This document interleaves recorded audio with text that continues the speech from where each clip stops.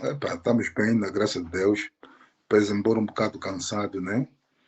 Do ponto de vista físico, é um grande esgotamento, mas, acima de tudo, do ponto de vista psicoemocional, estamos entre o espaço intermédio e o espaço mais alto, né? Estou a querer dizer isso por via do próprio processo da espiritualidade. Continuamos a estar conectados com aquela energia que é a energia universal, que é o Criador desse universo tão extenso. Mas estamos bem.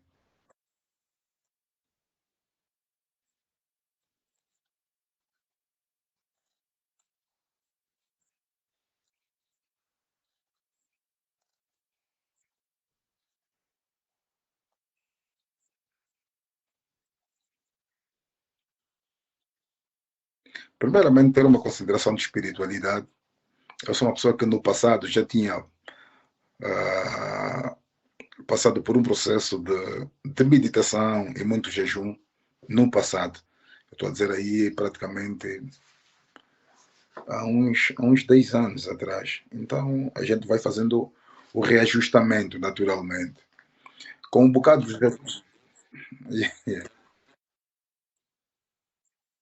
Não tenho comido, mas também consigo fazer uma concentração, tá vendo? Porque eu acho que no fim de tudo, a alimentação, se ela for espiritual, o material consegue compreender, tá vendo? Então, há essa necessidade de se alimentar, mas também há necessidade da meditação, né, que é muito mais profunda, que ela consegue nos dar o espaço de concentração, o espaço de atenção e de reflexão com profundidade. Então, do ponto de vista de logística, há alguma coisa ainda que nos possa levar a resistir durante algum tempo, tá vendo? Porque quando montamos essa estrutura campal, também tínhamos a ideia dos efeitos colaterais. Então, fomos obrigados a antecipar e temos uma estrutura de logística que ainda dá para suportar. E falamos com algumas pessoas que são pessoas muito próximas e pessoas de uma confiança extremamente restrita que conseguem trazer alguma coisa no sentido de manter os suprimentos. Né? Então, estamos aqui, estamos numa batalha campal.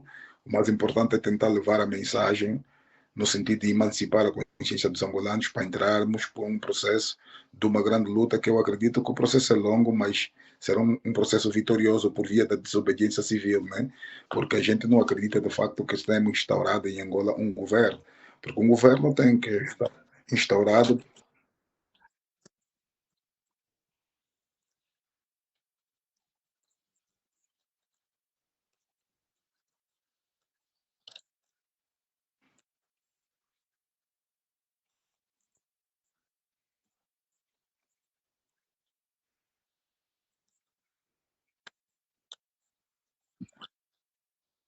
Não, eu também montei uma estrutura de sistema de segurança e contra-informação, naturalmente.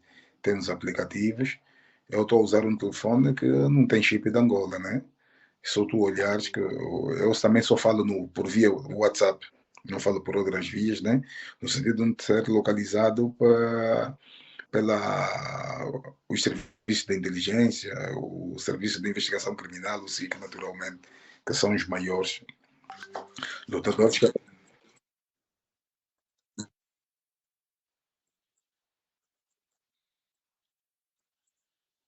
Não estou a querer dizer que esteja mais alta, mas eu acho que o problema para mim não são os meios técnicos, é a estratégia que tu montas no sentido de tentar escapar por essas ferramentas. Né?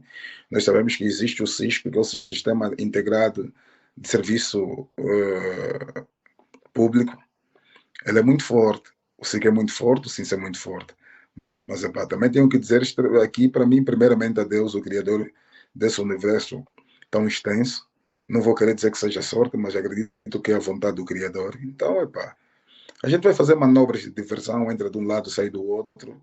E epá, estamos aqui a resistir, né? Até onde puder, na vontade do Criador. Mas por enquanto estamos a resistir e essa é a nossa grande pretensão, tá vendo? Então eu não vejo muito os meus técnicos. Eu vejo mais a estratégia e a sabedoria. E acima de tudo, essa grande proteção do universo, do Zambia um pouco das tradições.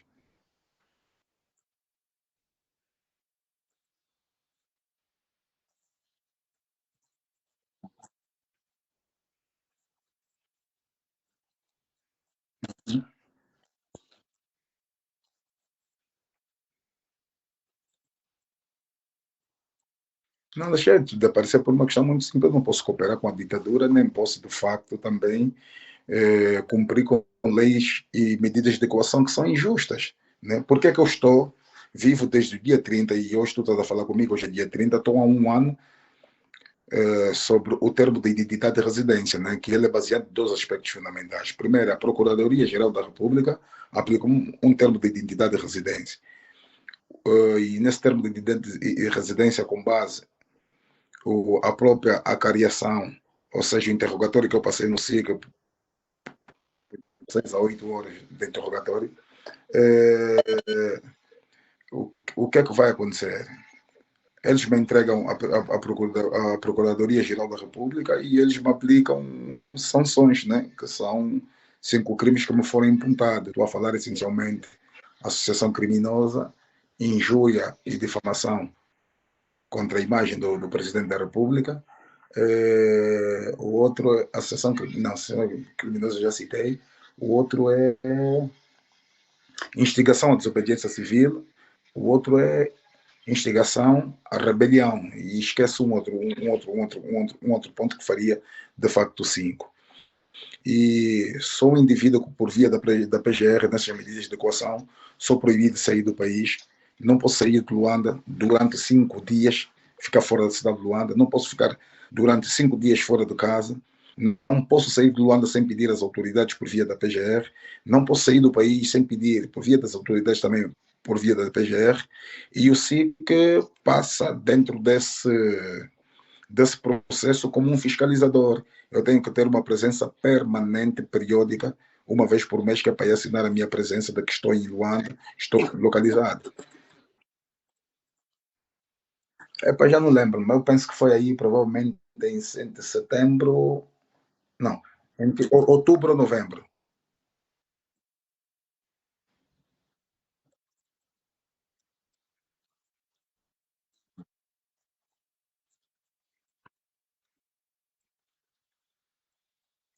Não, não, não. Eu fiz apresentações periódicas, eu acho que durante 5 meses. Sexto mês eu vi que eu estava a perder tempo. Primeiro é que é muito cansativo. Tu sabes que todos os dias, mal está a finalizar o mês, tens que acordar cedo, vais lá, e depois é um processo de burocracia, assinar, e muita conversa. Eu não tenho muito tempo para essas coisas, está vendo? Então eu via que era muito peso, estava aí também. Estar a continuar a ir lá, eu estava de alguma forma tipo a cooperar com a ditadura. E eu não posso cooperar com a ditadura, não posso cooperar com leis injustas, né, com as medidas de coação, porque o que é que está em causa? Essa medida de coação é nada mais, nada menos aquilo que eu falo, são os meus pronunciamentos. Então, para aquilo que se prefere, que se pretende, a conservação e a reedificação do Estado de Direito Democrático, isso é de facto um grande atropelo. Mas agora, uma das causas fundamentais que me leva a desistir de meter o pé no SIC foi o grande projeto da lei da amnistia, né? Aquilo que se propunha antes de ser aprovado. A lei da amnistia, que foi aprovado, ela não defende os críticos do regime. Todos os críticos do regime são criminalizados. Entende?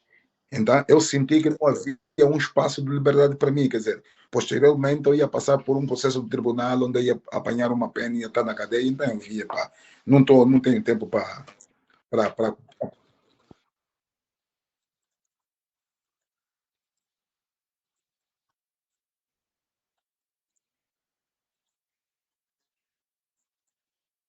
Não, claro. E eu vejo que, pá, se estivesse preso, se calhar não estaríamos a fazer o grande barulho que estamos a fazer no dia 31 de março, está a ver? Porque o grande objetivo do regime neste momento, olhando João Lourenço como um presidente que está no poder, por via da ilegitimidade e da fraude eleitoral, ele não quer ter o espaço do meio, que é o espaço intermediário, que é a força de consciência cívica. Ele quer ter espaço de meio totalmente desarmado com essas medidas de coação, que é para ter um grande combate com os partidos da oposição. Estou a falar, nomeadamente, o grande projeto da Frente Patriótica Unida. O objetivo deles é bater ali, é bater na Unida. Não estou a querer dizer que nós que damos espaço intermédio defendemos os partidos, não. Ele quer desgastar o espaço físico, olha, o espaço de consciência cívica, que é extremamente importante, se elevar a consciência cívica, para que Angola também comece a tentar ensaiar a consciência cívica fora da polarização político-partidária, em que para se discutir o país tem que ser de facto político e de alguma agremiação política. Estamos a falar essencialmente dos partidos, não. Nós estamos a tentar experimentar os outsiders, aqueles que não têm nada a ver com partidos políticos, mas aqueles que têm a ver com aqueles que são os grandes interesses supremos do povo angolano. Então, o MPLA não quer ter esse espaço, porque ele sabe que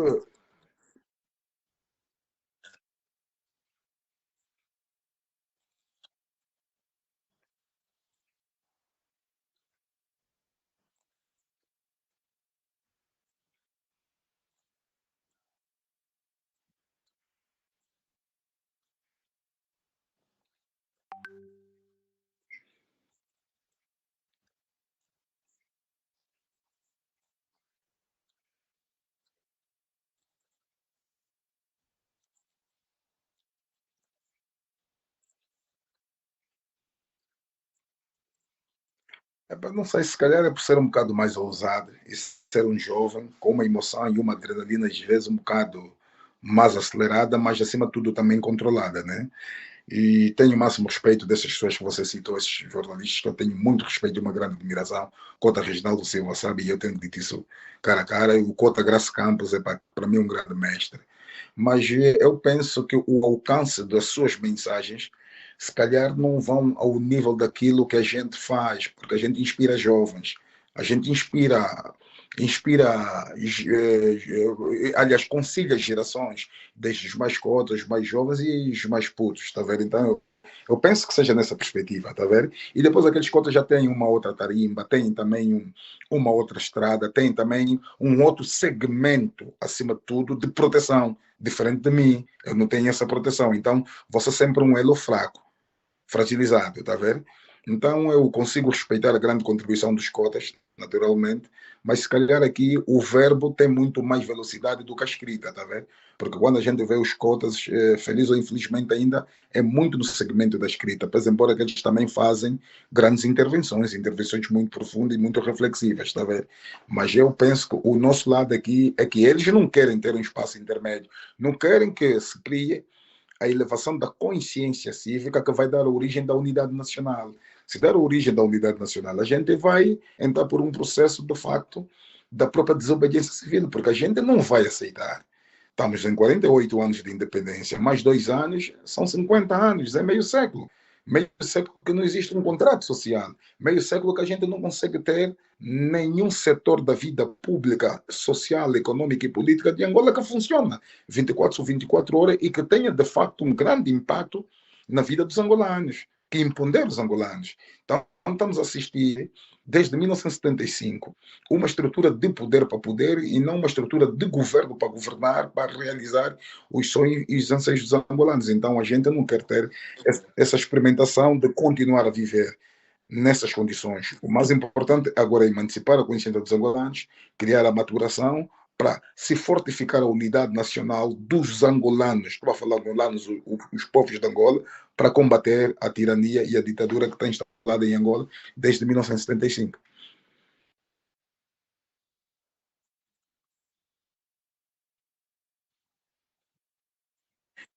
Eu acho que não existe o pior erro. A própria governação dele em si é um erro. É que é para você ver que, por exemplo, em 2017, quando ele chegou ao poder, ela apresentava para todos os angolanos, de alguma forma, de uma maneira geral, como um farol de esperança em resultado do estado de coma profundo que nós estamos a viver, de uma governação que nos sufocou durante 38 anos, do José Eduardo Santos, né, o ex-presidente, naturalmente. Mas João Lourenço, quando chega, ela apresentava-se como um farol de esperança, tanto mais que ele tem uma citação dele, que numa entrevista que ele dizia que queria ser um Deng Xiaoping, um reformador. E quando a gente fala de reformador, era não ser aquilo que a gente já vivia, era passar por um processo de reforma por via do diálogo, de uma estratégia de governação e de uma governação que fosse cada vez muito mais inclusiva. Então, 6 anos depois, o que é que a gente está a sentir? É um regredir civilizacional, onde temos angolanos, né, de conscientização, a comerem no lixo, isso não é normal, onde estamos a assistir a uma economia totalmente arrebentada, que está realmente a matar o espaço do empresariado nacional. Estamos a assistir nada mais nada menos que O que é que aquilo a gente poderia dizer? É, o diluir da soberania nacional, porque o grande espaço da soberania nacional, se a gente olhar no campo da economia, estamos a ver uma grande invasão dos grandes empresários estrangeiros que estão no setor econômico, no setor financeiro, que estão no setor comercial. Entende? Há uma elite estrangeira. Não sou contra essa elite, naturalmente, porque também vem investir em Angola, mas era preciso ter aqui a equidade, o equilíbrio, porque tinha de existir dentro desses espaços de concorrência os próprios empresários angolanos, e isso não existe. E quando a gente olha o que ele está a fazer do ponto de vista do próprio combate à corrupção, que acaba por ser a sua grande bandeira de governação, é um combate à corrupção seletivo, sem você fazer.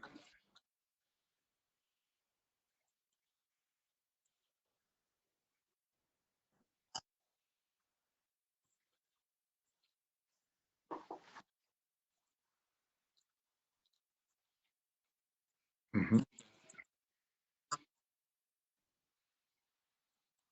Não, eu acho que ele muda de postura no meio do mandato. Primeiro temos que ser sinceros e coerentes. O presidente João Lourenço não tem capacidade cognitiva, não tem visão estratégica para ser um líder. Não tem. E o que eu encaro, no princípio, ele vendeu populismo e demagogia. Porque até chegou-se ao ponto de se vender a uma palavra que vai entrar no léxico político nacional, que é a bicefalia, que ele não estava conseguindo governar, porque o ex-presidente José Eduardo Santos estava no partido, a dirigir o partido, e nós sabemos que qual a natureza do partido na estrutura do Estado. Temos um Estado capturado pelo partido. O que é que ele estava querendo dizer? Que ele não consegue realizar os anseios dos angolanos porque o partido que capturou o Estado ainda está sob gestão de José Eduardo Santos. Então, havia necessidade de tirar o José Eduardo Santos, que é para ele ser o presidente do partido, ser o presidente da República e ele governar. Mas, no fim de tudo, o que é que nós percebemos? Ele queria ter um poder absoluto entre o partido que capturou o Estado e a sua representatividade a nível da República. Então, acabou por ter o poder absoluto, mas um poder absoluto que ele não tem capacidade, não tem, não tem, ele não é polido, não tem visão com esse poder político que é para realizar os sonhos dos angolanos e que começou até a descambar. É aí que estamos a ver tanto o poder na mão.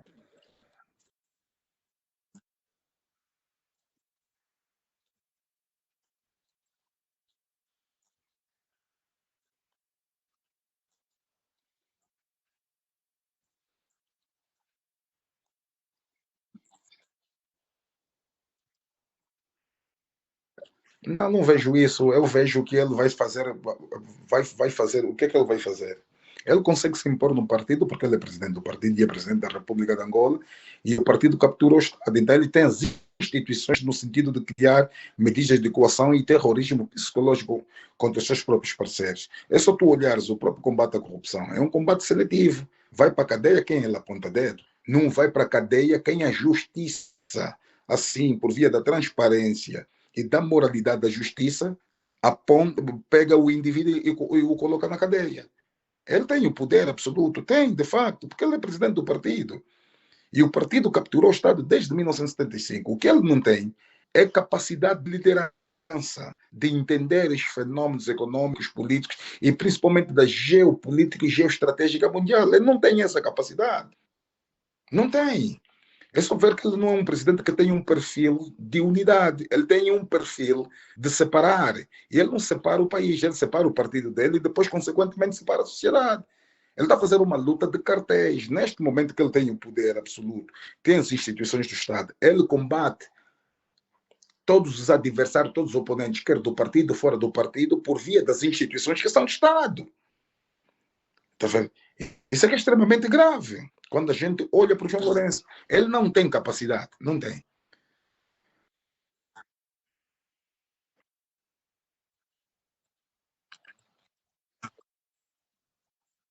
Epa, a, questão, a questão do partido é uma questão particular. E eu penso que o partido tem essa responsabilidade de olhar ou João Lourenço, ou eles salvam o partido, ou João Lourenço mata o partido. Eu só acho que o MPLA só tem essas duas opções. Ou se combate o João Lourenço, ou o João Lourenço mata o partido. Agora, quanto à questão da consciência cívica, evidentemente que a gente tem que levar a consciência cívica para dizer que não podemos depender dos partidos políticos, porque a salvação do povo, a busca da dignidade, a busca do emprego, o respeito dos direitos humanos depende essencialmente do povo. O povo tem que entrar nessa luta, tem que entrar nesse grande processo para a luta da reedificação do Estado de Direito democrático que pretendemos, não aquele que nos impõe por via da Constituição. Está escrito, aquilo é apenas papel. Agora, a praticidade é uma grande violação sistemática diariamente. Então, isso não é um combate. Somente dos partidos. Deixem os partidos, eles têm as suas agendas. Mas a gente tem que ter a agenda do povo, agenda de coletividade, agenda de liberdade, agenda de libertação das consciências por via dessa prisão mental criada pelo MPLA. O MPLA só tem dois caminhos: ou afunda com João Lourenço ou tira o João Lourenço do poder. Porque se manter o João Lourenço, o MPLA vai cair sempre. Então isso é um assunto deles. Isso não é um assunto que nos diz respeito a nós como cidadãos ao Estado, porque o MPLA é só uma instituição, mas que infelizmente capturou o Estado, que isso para nós é que é um grande crime.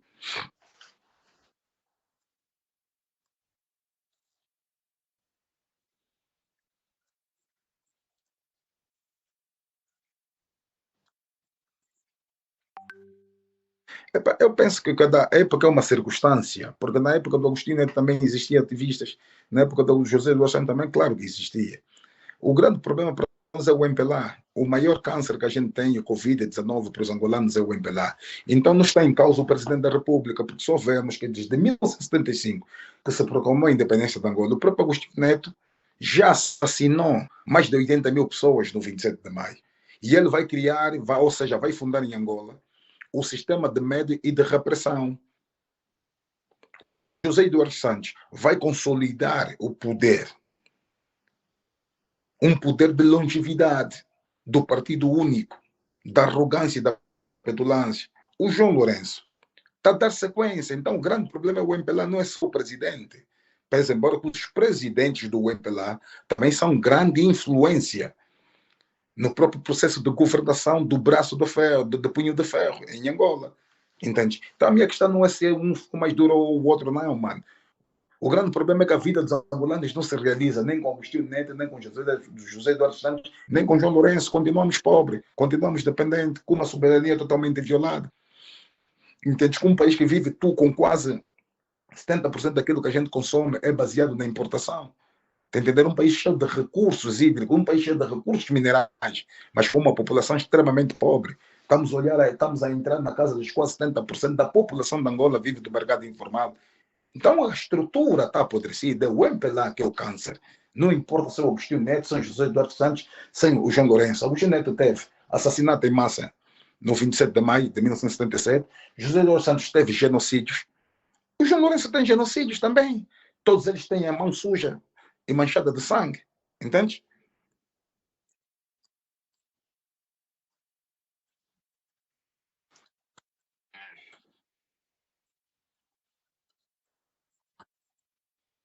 Eu penso que.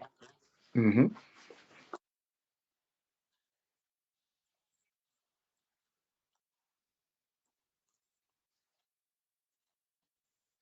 Essa não é a primeira vez que a gente tenta fazer isto. Né? Em 2019 tivemos essa experiência, não teve um grande impacto porque também os fenômenos assim não se encaixavam.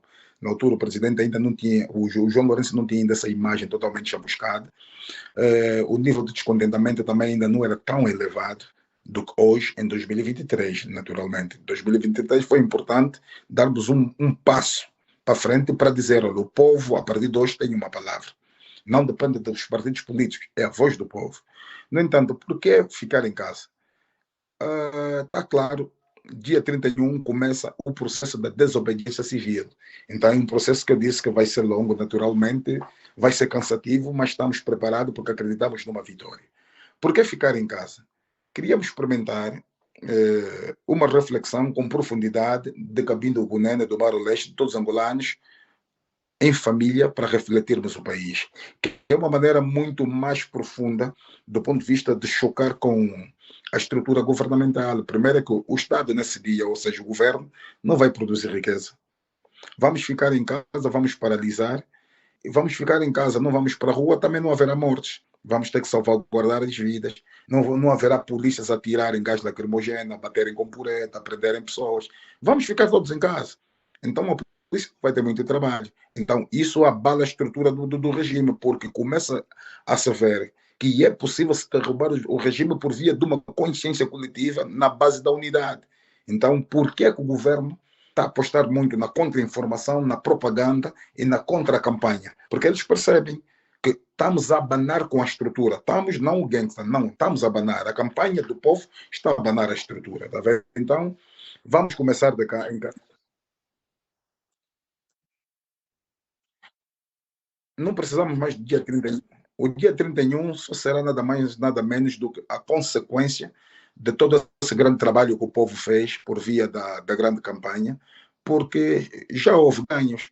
É só ver os pronunciamentos da Polícia Nacional, é só ver os pronunciamentos das cadeias públicas, televisivas, as rádios, os jornais e a grande, como é que eu diria, a grande participação dos serviços de inteligência na contra-informação, o do Departamento de Informação e Propaganda do MPLA na contra-informação, do do SIC, Serviço de Investigação Criminal da Polícia Nacional, no processo dessa grande campanha. Então a campanha já está ganha. Agora, dia 31, naturalmente, é a materialização desse grande esforço coletivo do povo angolano, no sentido do que estamos a deixar claro que a partir de hoje ninguém obedece.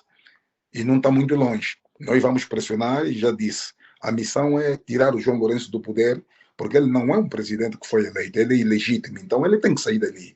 Não o queremos, estamos a deixar em linhas claras, que ele não foi a ele que a gente votou, nem ele, foi ele o grande sonho, porque ele roubou os sonhos dos angolanos. A gente poderia construir um país na base do trabalho, na base da dedicação e do amor que a gente tem pelo país, pela pátria e pela nação.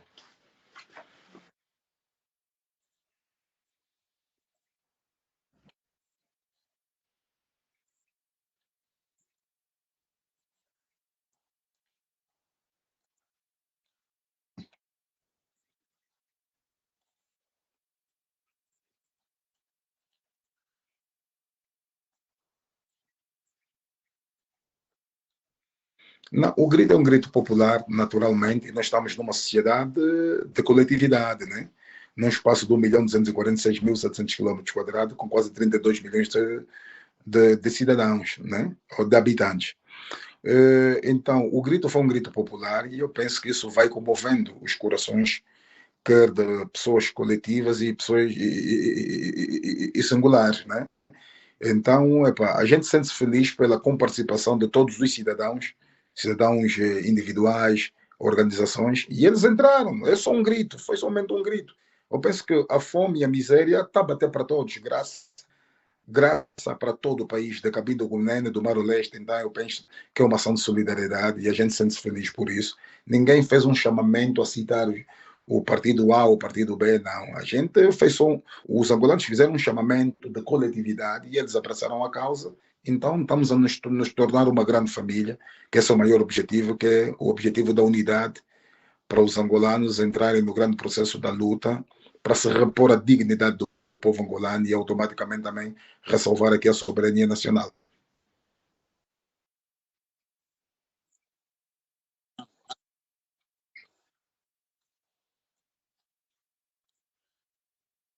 Não,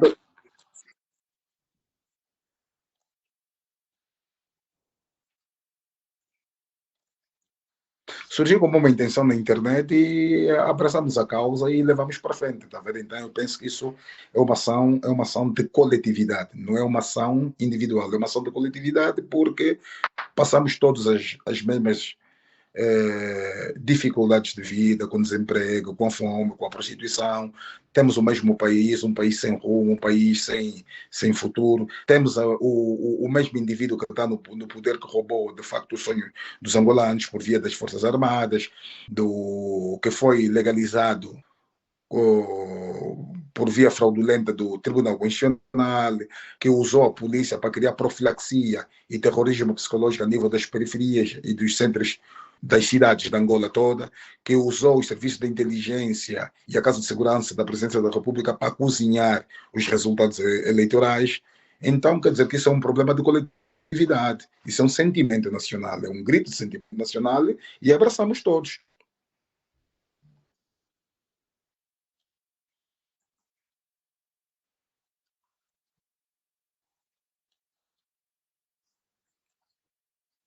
Uhum. Ok.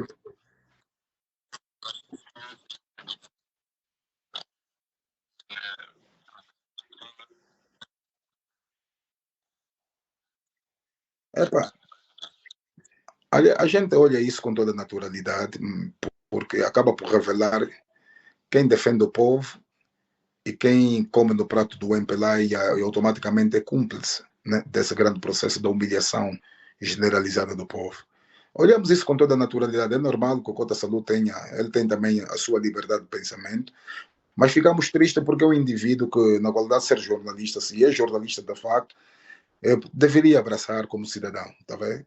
É preciso que se demonstramos aqui o senso de solidariedade e, e humanismo. Então, epa, se sentiu indiferente, se calhar come com eles, com o pessoal que está lá no regime.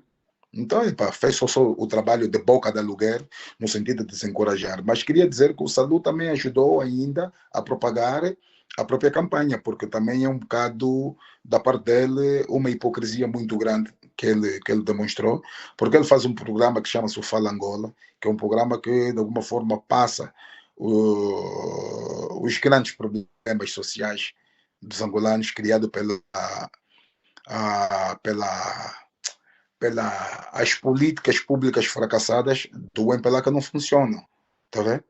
Então, o que eu estou a querer dizer é, pá, estamos aqui, vamos continuar a trabalhar. Deixa o Cota Salu, como muitos outros. A caminhada é longa e eu acredito que num futuro eles próprios vão se emancipar, vão enxergar e vão compreender que a causa do povo é uma causa de Deus, como se diz o ditado. A voz, de Deus, a voz do povo é a voz de Deus. Então, esquece isso. A gente não guarda ódio, nem rancor. A gente entende o espaço de liberdade, mas vamos continuar a andar.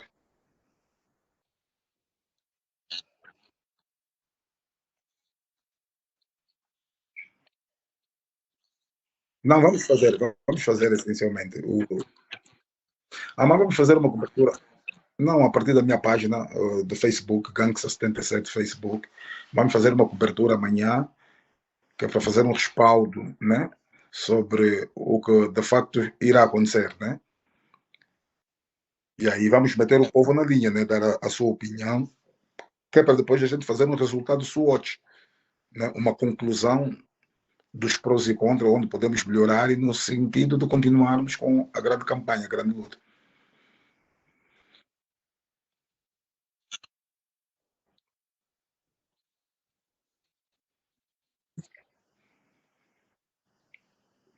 E sinto.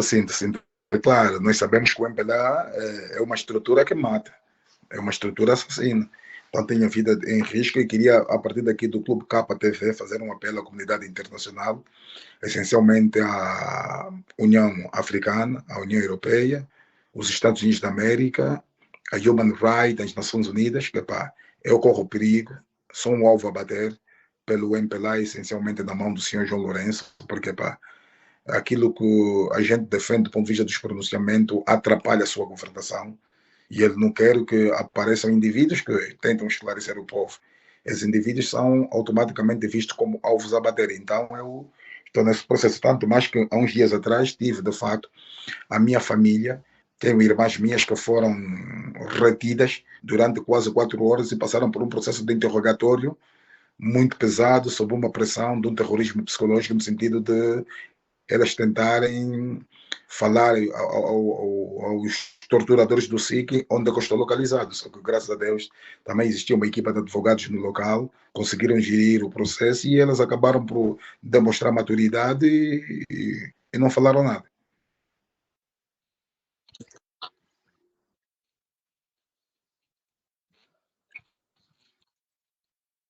Não, claro, eu quando digo educação, às vezes, se calhar, pode não ser uma educação é, é, muito rápida, né? Mas a gente sabe quais são os métodos, né, que os partidos comunistas normalmente usam: envenenação, cadeia, tortura psicológica. E, epá, então, epá, o SIC para eles, a minha cabeça é um prêmio, digo isso.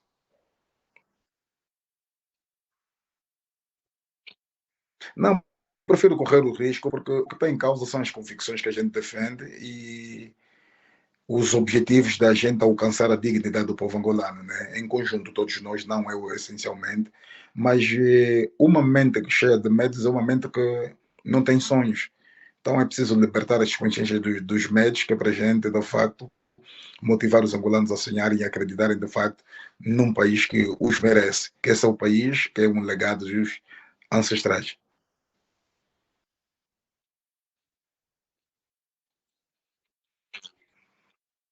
Dia 31 de março, espero que todo mundo fique em casa. Vamos refletir Angola, porque é extremamente importante, porque está a começar aqui a nascer o grande processo da desobediência civil. Não podemos obedecer leis injustas, nem governos que não realizam as nossas aspirações, nem os nossos sonhos. Muito obrigado, Globo Cap. Que Deus vos abençoe.